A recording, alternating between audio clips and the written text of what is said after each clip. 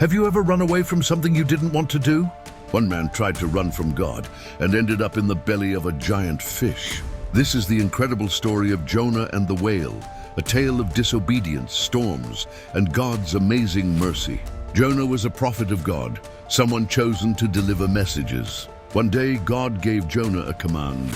Go to the great city of Nineveh and preach against it, because its wickedness has come up before me. Jonah won too, but Jonah didn't want to go. The people of Nineveh were enemies of Israel, cruel, violent, and feared. Jonah didn't want them to repent. He wanted them to be punished.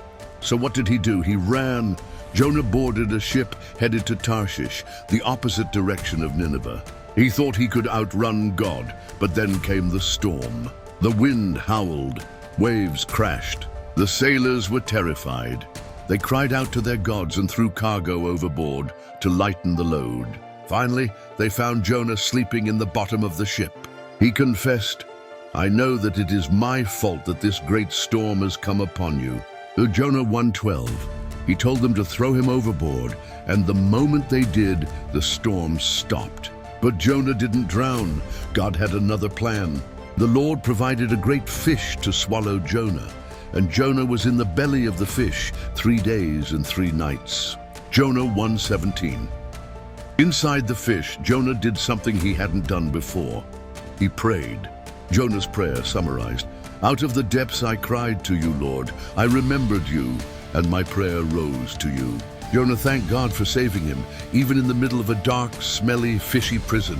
And then the fish spit Jonah out onto dry land. God spoke again, "Go to Nineveh and proclaim the message I give you." Jonah 3:2. This time, Jonah obeyed.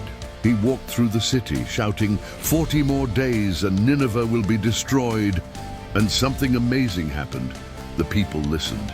From the king to the poorest beggar, they repented, fasting, praying, and turning from their evil ways. God saw their hearts and had mercy. He forgave them and did not bring destruction. You'd think Jonah would be happy, right? But he was angry. He sat outside the city and complained, "I knew you were a God who is merciful and compassionate, slow to anger and abounding in love." Jonah 4:2.